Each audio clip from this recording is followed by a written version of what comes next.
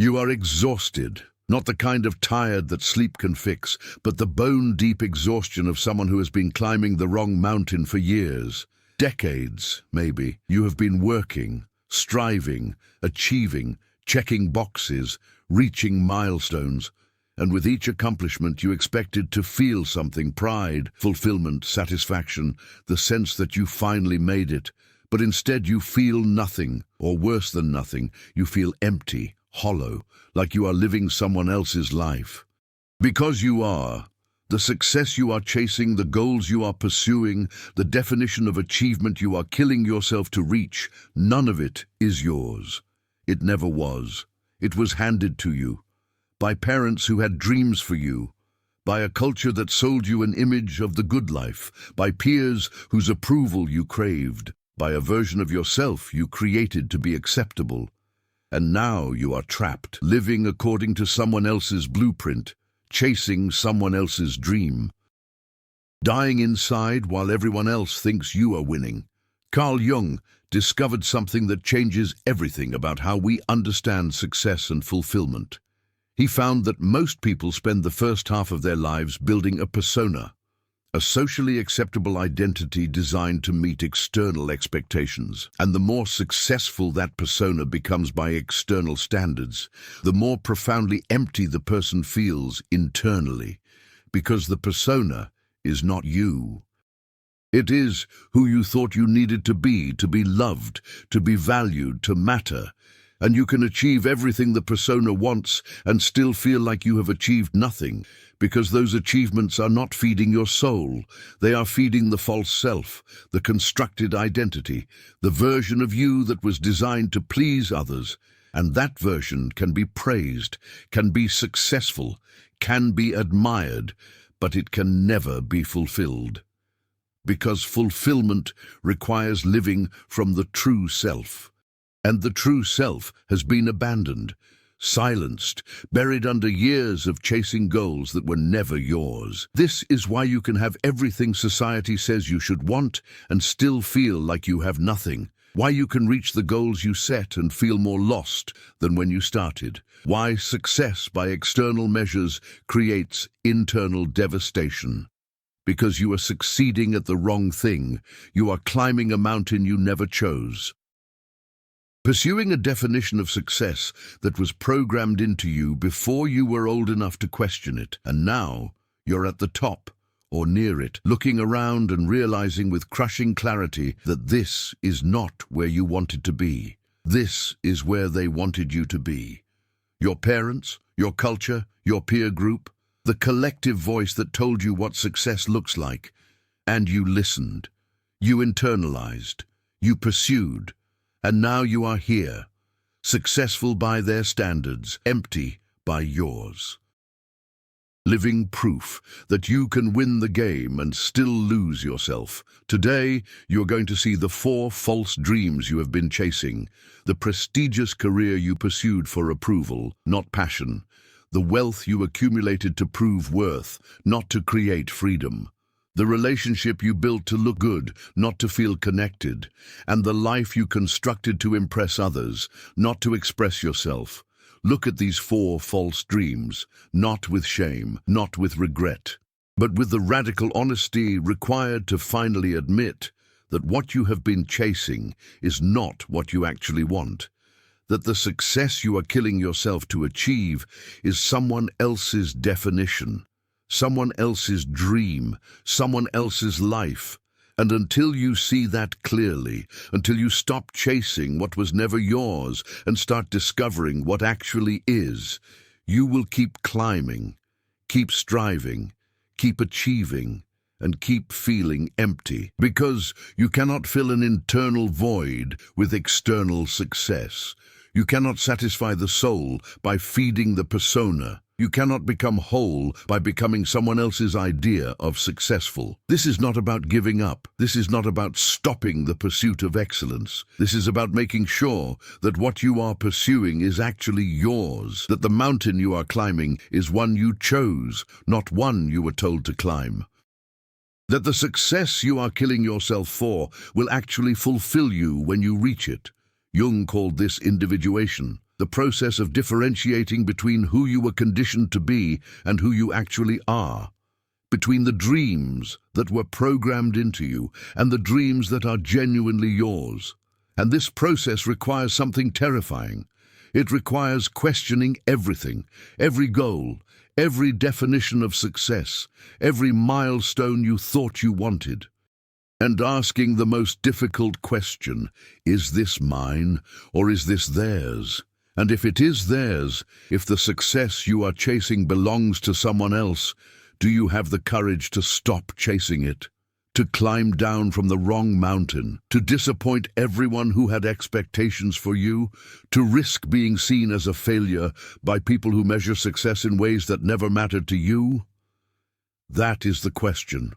And how you answer it will determine whether you spend the rest of your life achieving empty victories or finally pursuing what actually fulfills you.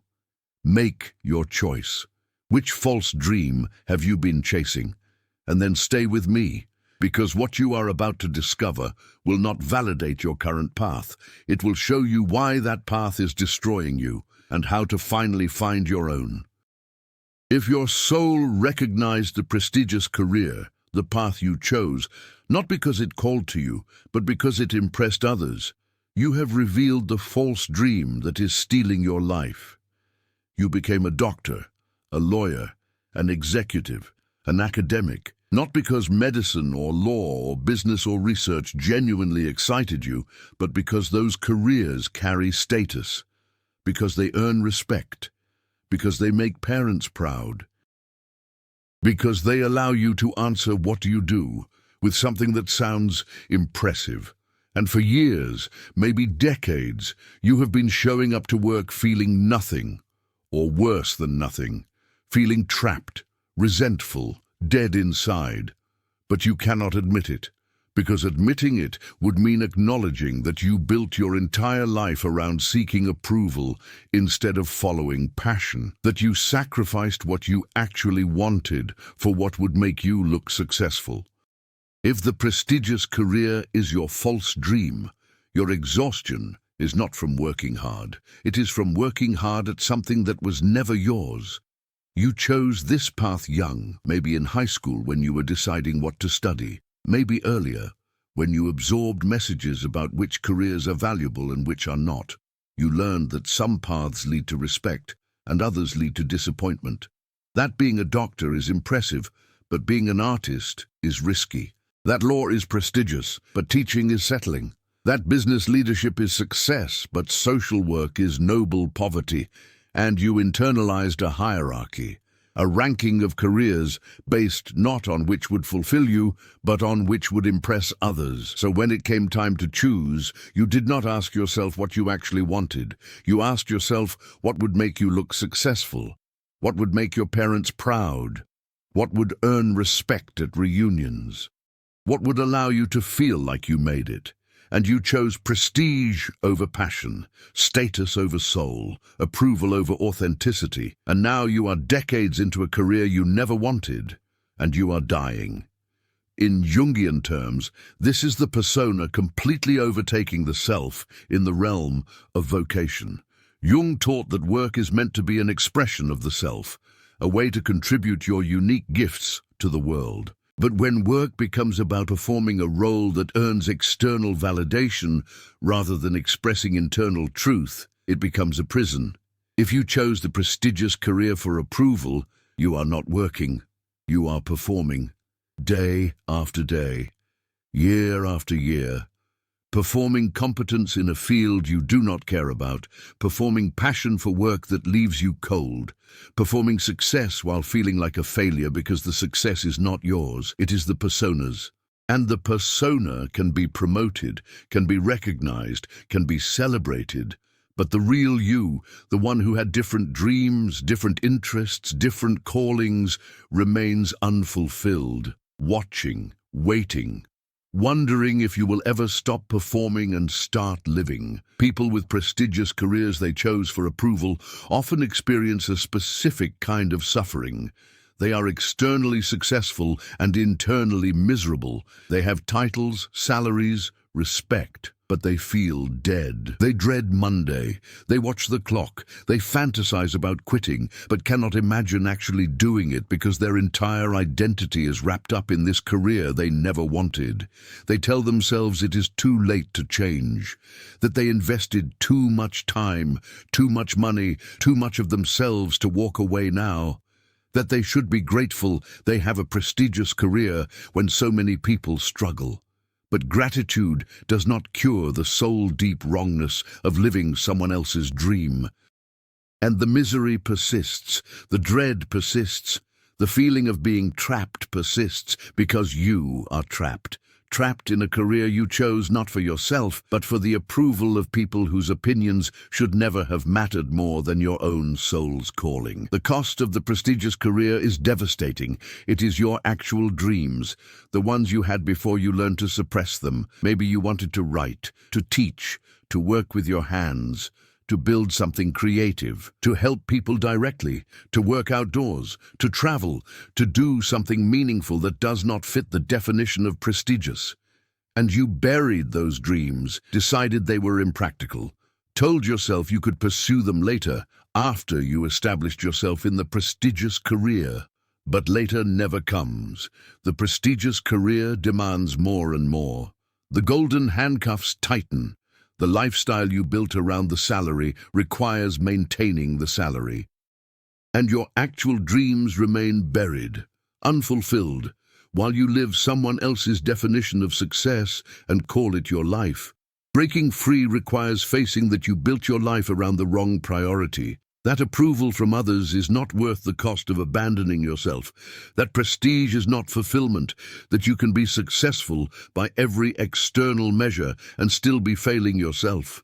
And that the only success that actually matters is the kind that comes from living according to your own values, pursuing your own interests, following your own calling. Not theirs, yours. And if that means walking away from prestige, if it means disappointing people, if it means starting over, then that is what it means. Because staying in the prestigious career you chose for approval is slow death, and you only get one life. Are you going to spend it seeking approval or finally living? If this revealed your false dream, subscribe to Stop Chasing Approval and start living authentically. Comment which dream you've been chasing. Your honesty might help someone else see theirs. If your mind recognized the wealth, the relentless pursuit of money, not to create freedom, but to prove you are enough, you have revealed the false dream that is consuming your life. You have been chasing financial success, building wealth, accumulating, not because you have a clear vision of what that wealth will allow you to do or create or experience, but because wealth equals worth in the equation you internalized. Because money is how success is measured. Because having more means being more. And for years, maybe decades, you have been working obsessively to accumulate wealth, telling yourself that once you reach a certain number, you will finally feel secure, valuable, successful.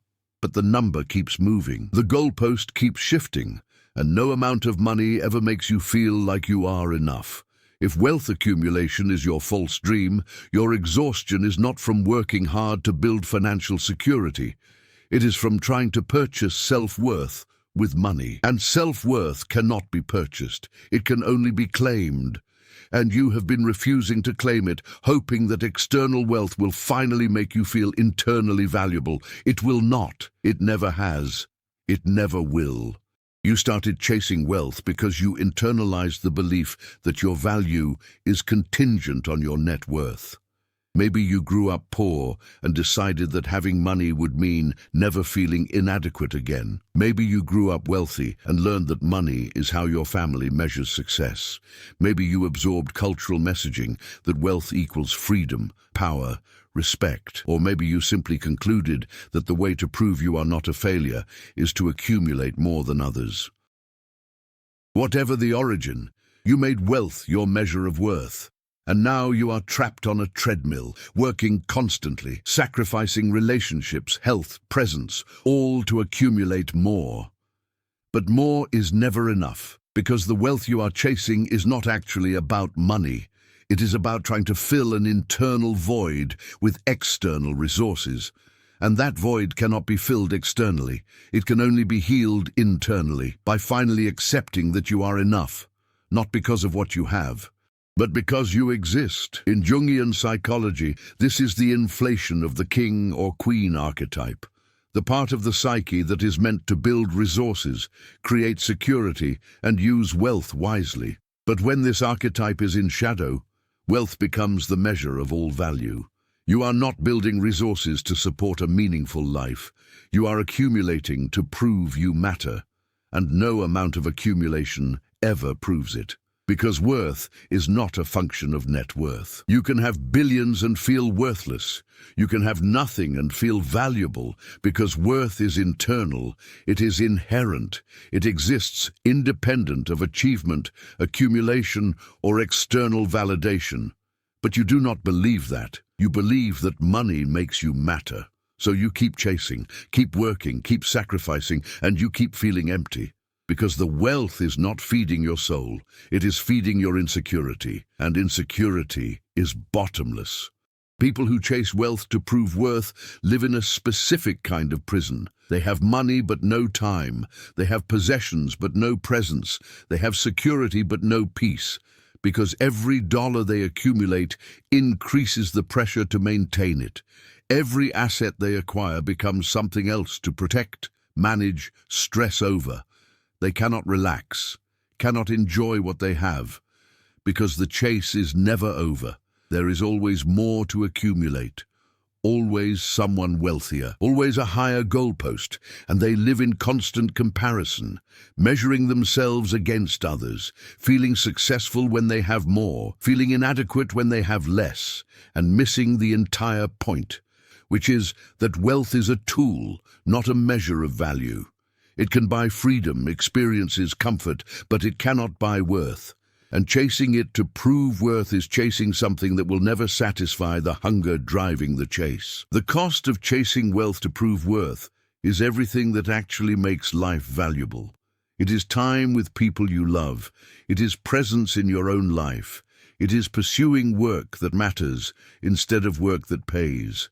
It is experiencing the world instead of accumulating pieces of it. It is being here, now, alive, instead of constantly deferred, constantly waiting for the moment when you finally have enough money to feel like you are enough as a person. And that moment never comes. Because the problem is not the amount of money. The problem is using money as a substitute for self-acceptance, and no amount of money can substitute for that. You have to do the work, the internal work of accepting that you are valuable simply because you exist, not because of what you have, not because of what you accomplish, not because of what you accumulate, but because you are human. And human beings are inherently valuable, not more valuable if they have more, not less valuable if they have less, just valuable. Period. Breaking free requires admitting that you have been chasing wealth for the wrong reason, that you have been using money to avoid the real work of claiming your worth independent of external measures, and that the chase has cost you the very things that make life valuable. It is not too late to stop, to define enough, to prioritize presence over accumulation, to use wealth as a tool rather than a measure, to finally accept that you are enough.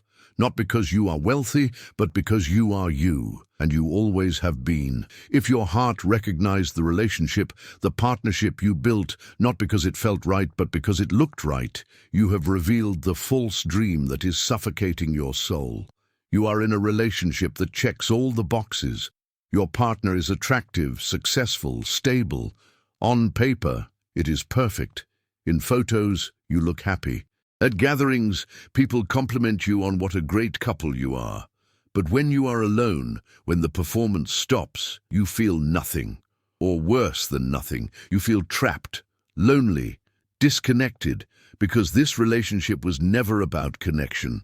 It was about image, about having a partner who makes you look good, who fits the story you are telling about your life, who allows you to present as successful, not just professionally, but personally. If the impressive relationship is your false dream, your loneliness is not from being single. It is from being partnered with someone for the wrong reasons.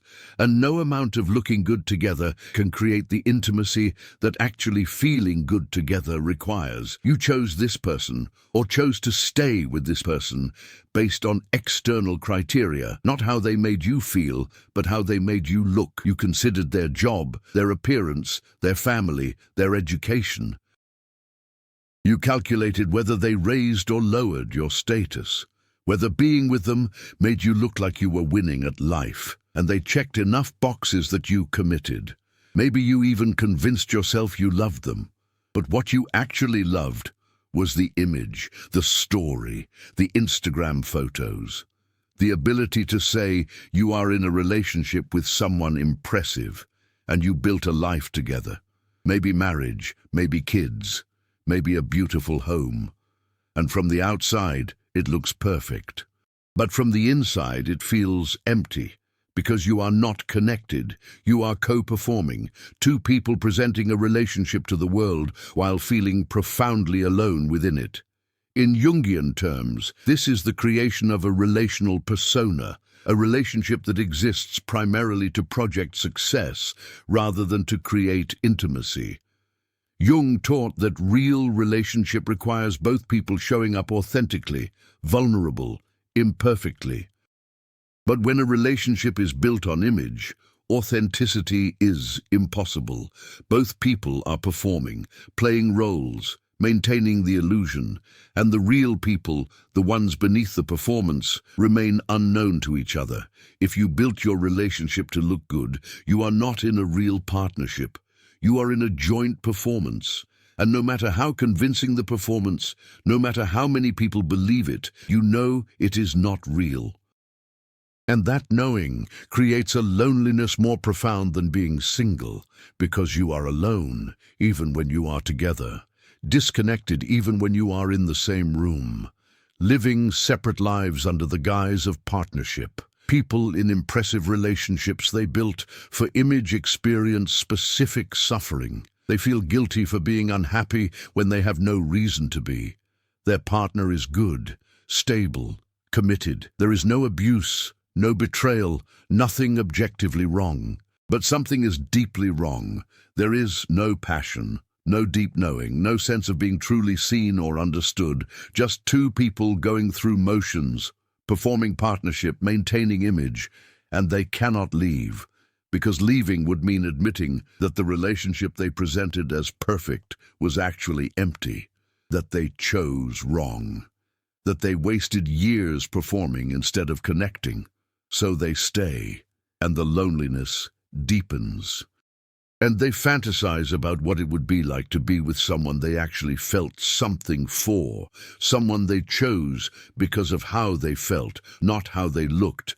But they do not leave, because the cost of admitting the truth feels greater than the cost of continuing the lie. The cost of the impressive relationship is the possibility of real love. It is connection, intimacy, the experience of being deeply known and choosing to stay anyway. You traded that for image, for the ability to present as successfully partnered, for the status of being with someone impressive, and you tell yourself it is enough.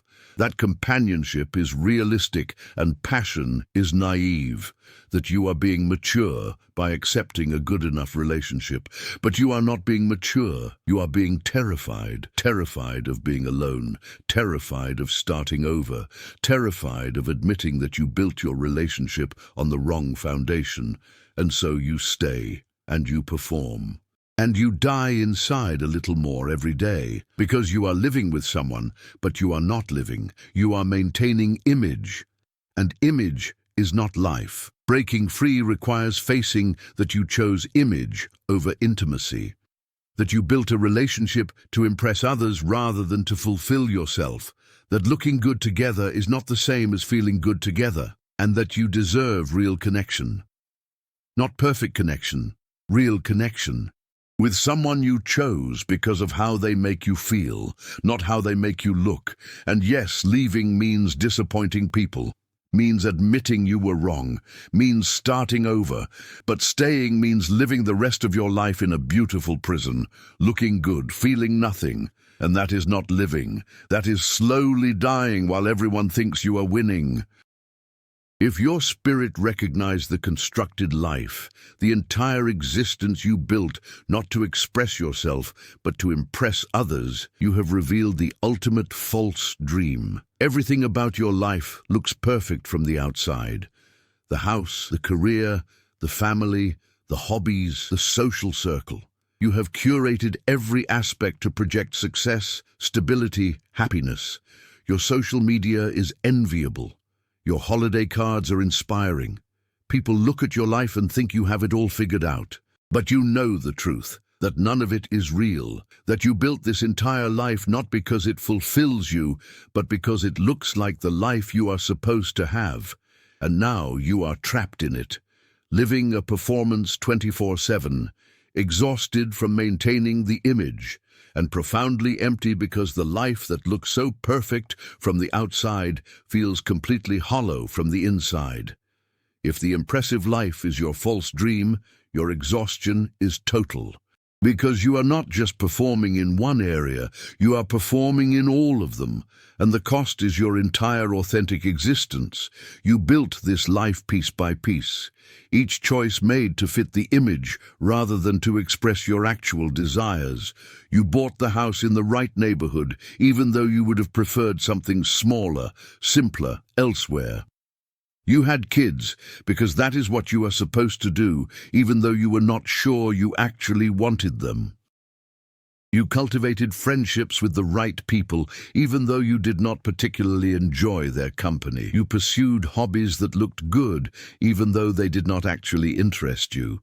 You curated your appearance, your home, your family photos, your social media presence, all to project the image of a successful life. And it worked. People are impressed. You look like you are winning, but you are not winning. You are performing, and the performance is eating you alive. Because nothing about this life is actually yours. It is a construction, a carefully curated image, a lie presented as truth. And you are the one who has to live inside that lie, knowing it is empty. In Jungian psychology, this is the complete sacrifice of the self to the persona in all life domains. Jung warned that when the persona becomes so dominant that every aspect of life is performance, the self atrophies. It becomes weak, undeveloped, unknown even to the person living it. If you built your life to impress others, you are not living your life. You are living a role, a character in a story you are telling to the world, and that character can be admired, can be envied, can be used as proof that you are successful, but it is not you. You are somewhere beneath all the performance, buried, forgotten, waiting for the day you finally stop impressing others and start living authentically. But that day keeps not coming. Because letting go of the impressive life means admitting it was never what you wanted, means disappointing everyone who believed the image, means starting over, and you cannot imagine that, so you stay, and you perform, and you die inside while everyone thinks you are thriving. People who live impressive lives they built for others experience a specific kind of despair. They have everything they are supposed to want, and they feel nothing. Or they feel trapped. They cannot pinpoint what is wrong because nothing is objectively wrong. They are healthy, partnered, employed, housed, connected. They should be grateful. They should be happy. But they are not. They are empty. And they do not understand why. Because they never asked themselves what they actually wanted. They only asked what they should want. What would look good? What would impress others? What would allow them to present as successful? And they built that. And now they are living in a prison of their own construction. Beautiful, impressive, empty. And they cannot leave because their entire identity is wrapped up in this image. Their entire sense of worth comes from others thinking they have it all together. And admitting they do not would feel like death. The cost of the impressive life is the authentic life. It is the life you would have lived if you had been brave enough to ignore what others wanted for you and pursue what you actually wanted. Maybe that life looked less impressive. Maybe it involved taking risks others judged as irresponsible. Maybe it meant living smaller, simpler, differently, but it would have been yours. It would have felt real. It would have fed your soul instead of depleting it, and you traded that for image, for the ability to look like you have it all, for the validation of others who do not actually know you. And now you are here, impressive, successful, empty, wondering if this is all there is. And terrified that it might be, because you built your entire life around the wrong priority, and dismantling it feels impossible. Breaking free requires admitting that you have been living for others, that the life you constructed is not the life you want. That image is not fulfillment, that you would rather live authentically small than inauthentically impressive, and then making the hardest choice you will ever make. Do you keep performing? Keep maintaining the image, keep living the impressive lie, or do you finally, terrifyingly, let it all fall apart so you can build something real, something that maybe does not look as good but feels infinitely better, something that is actually yours? Now that you have seen which false dream you have been chasing, now that you understand that the success you are killing yourself for is someone else's definition, it is time to face what Carl Jung discovered that changes everything about how we live. The crisis of midlife, which Jung identified and studied extensively, is not about aging. It is about awakening. It is the moment when the persona you built to meet external expectations starts to crumble, when the false dreams you have been chasing reveal themselves as empty, when the life you constructed to impress others stops being sustainable, and you are faced with a choice. Do you double down? Work harder to maintain the performance? Keep chasing the false dreams, hoping they will finally fulfill you? Or do you let it all fall apart? Let the persona crumble, stop chasing what was never yours, and finally, terrifyingly, start the process of discovering who you actually are beneath all the performance. This is individuation, and it is the most important work of the second half of life. Jung taught that the first half of life is necessarily about building the persona, about developing an identity that allows you to function in the world, about meeting expectations, earning approval, establishing yourself. And this is not wrong. This is developmental. You have to build a self that can operate in society. But the tragedy is that most people never move beyond this. They spend their entire lives maintaining the persona, chasing the false dreams, living according to others' definitions of success. And they die having never become themselves, having never asked what they actually wanted, having never pursued their own dreams, having never lived authentically. They live someone else's life from beginning to end and call it their own. And this is what Jung called the unlived life, the greatest tragedy. Not living poorly, but not living at all, living as a performance, as a role, as someone else's idea of who you should be. The second half of life is meant to be different. It is meant to be about individuation, about differentiating your true desires from programmed ones, about questioning every goal you thought you wanted and asking if it is actually yours, about letting go of false dreams even when that means disappointing people, about building a life that expresses your authentic self rather than impressing others. And this process is terrifying, because it requires dismantling what you spent the first half of life building. It requires admitting that you climbed the wrong mountain, pursued the wrong goals, built the wrong life. And it requires starting over, not externally necessarily, but internally, shifting from living for others to living for yourself, from seeking approval to seeking authenticity, from performing success to experiencing fulfillment. And most people cannot do it. They are too invested in the persona, too identified with the false dreams, too afraid of disappointing others. So they keep performing, keep chasing, and the emptiness deepens. Because you cannot live authentically while maintaining a false self.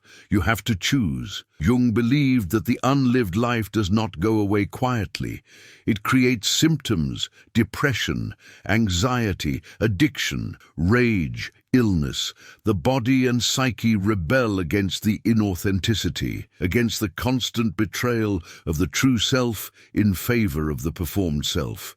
And these symptoms are not problems to be fixed. They are messages, wake-up calls, the soul screaming that you are living the wrong life, that you need to stop chasing false dreams and start pursuing real ones, that you need to let the persona crumble so the self can finally emerge.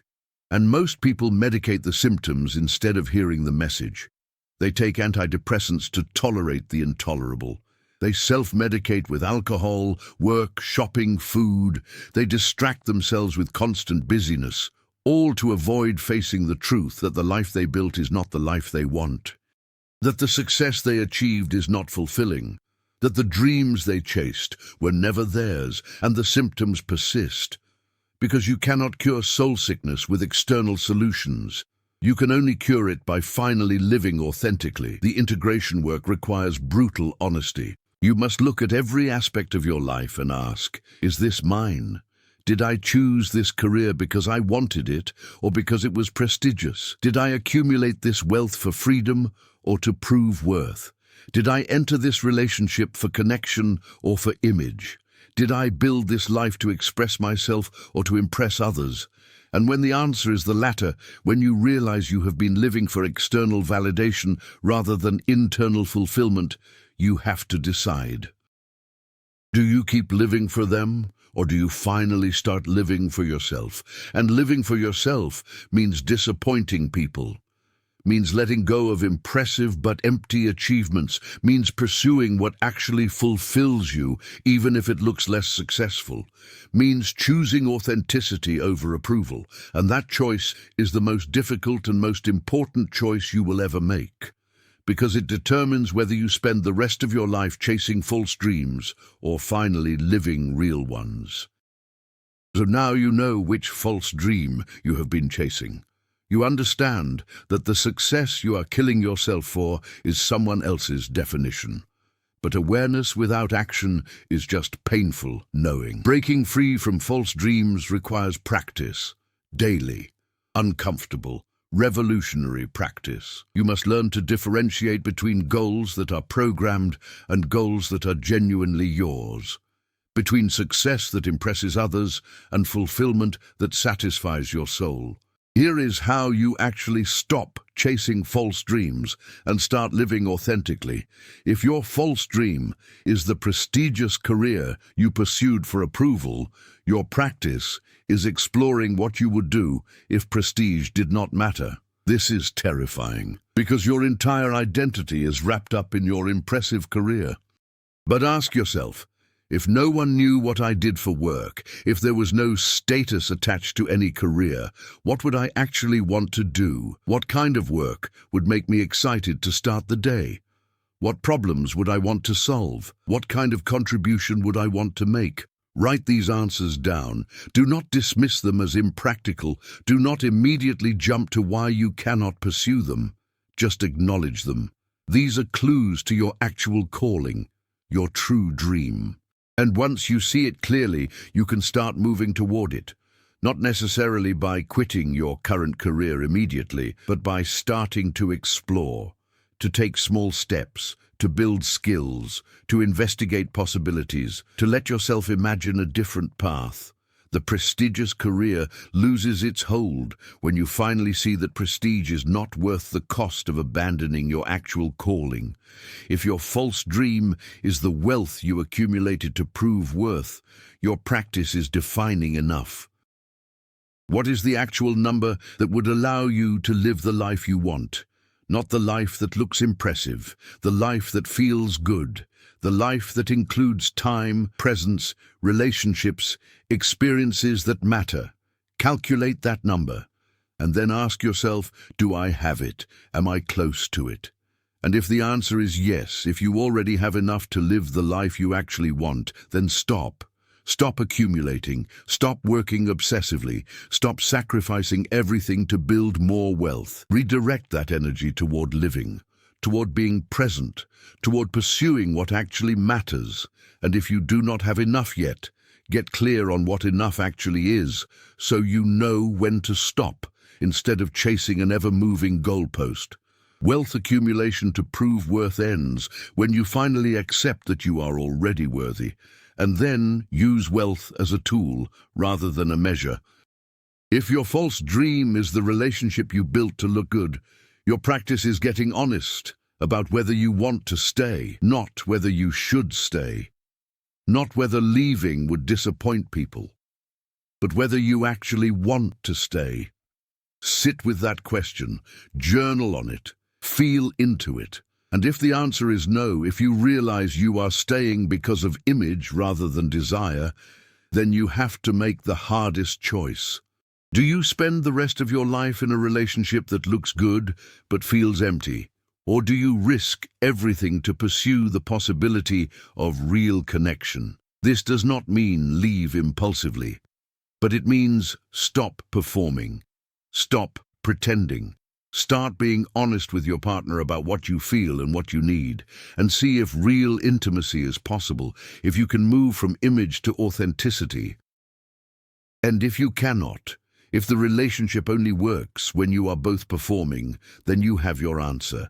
And staying means choosing image over life, and that is a choice you will live with until you die. If your false dream is the life you constructed to impress others, your practice is subtracting one impressive thing per month. The house that is too big, the commitments you do not enjoy, the friendships that are social obligation rather than genuine connection, the hobbies you pursue for image rather than interest, the social media curation. Start dismantling the performance, one piece at a time, and with each subtraction, notice what happens. Most people will not even notice, and the ones who do, the ones who comment or judge or express disappointment, those are the people you have been performing for. Let them be disappointed. Their disappointment is not your responsibility. Your responsibility is to finally start living authentically. And authenticity requires letting go of the impressive life and building a real one. For all false dreams, the universal practice is this: make one choice per day based on what you actually want, rather than what looks good. Small choices: where to eat, what to wear, how to spend your evening. And with each authentic choice, you build evidence that living for yourself is possible, that you can survive disapproval, that choosing authenticity does not destroy you. And slowly, through repeated small choices, you build the capacity for the big choice, the choice to stop chasing false dreams entirely and start living the life that is actually yours. You have walked through something today that most people spend their entire lives avoiding. You have looked directly at the success you are chasing and seen it for what it is, not your dream, someone else's, not your definition of fulfillment, theirs.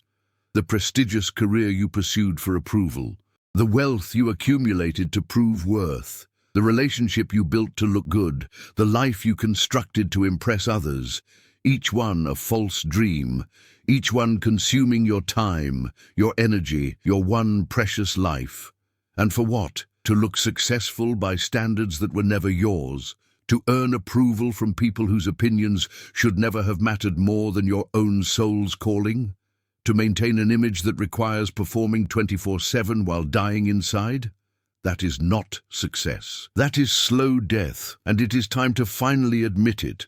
Carl Jung spent his life proving that the unlived life is the greatest human tragedy, not poverty, not failure, not suffering, but spending your entire existence chasing goals that were programmed into you, living according to others' definitions, dying without ever becoming yourself. And most people do exactly that.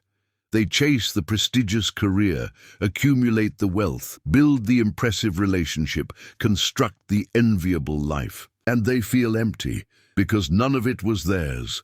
None of it fed their soul. None of it satisfied the hunger for authentic living.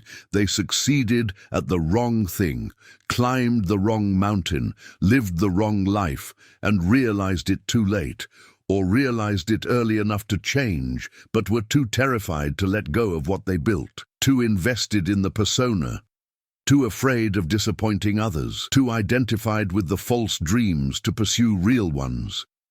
And they died having achieved everything and lived nothing. You do not have to be one of them. You can stop, right now, today. You can stop chasing the false dreams, stop living for external validation, stop performing success while feeling empty. You can ask the most important question: what do I actually want? Not what should I want, not what would impress others, not what would make my parents proud or my peers jealous. But what do I actually want? What kind of work would fulfill me? What kind of wealth would create freedom rather than prove worth? What kind of relationship would create intimacy rather than image? What kind of life would feel real rather than look impressive? And once you answer those questions honestly, once you see clearly the difference between false dreams and real ones, you can choose. Do you keep chasing what was never yours? Or do you finally courageously pursue what actually is? Which false dream have you been chasing? The prestigious career, the wealth that proves worth, the relationship that looks good, the life that impresses others? And will you keep chasing it, keep exhausting yourself pursuing someone else's definition of success, keep dying inside while everyone thinks you are winning? Or will you finally stop? Let the false dream die. Disappoint everyone who had expectations, and start pursuing what actually fulfills you. Share which dream you recognized in the comments. Your honesty might help someone else see theirs. Subscribe for more on stopping the pursuit of false dreams and starting the journey toward authentic living.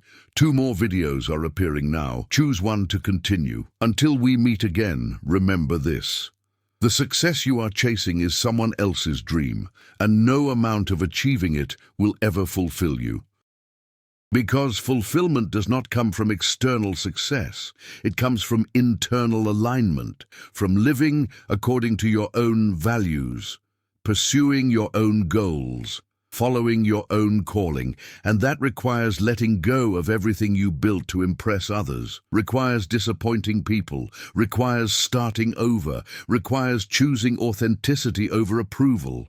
And that is terrifying. But staying on the wrong mountain is worse. Achieving the wrong success is worse. Living the wrong life is worse. Jung taught that the second half of life is for individuation, for finally becoming yourself instead of who you were conditioned to be, for pursuing real dreams instead of false ones. And it starts with seeing clearly which dreams are false, which success is someone else's, which life is not yours. You saw that today, and now you have to choose.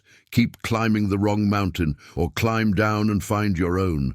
The false dream will always be there, calling you back, promising that just a little more success will finally satisfy.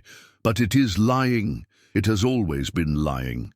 The only success that satisfies is the kind that comes from living authentically, from pursuing your own dreams, from finally, after all this time, choosing yourself over their approval.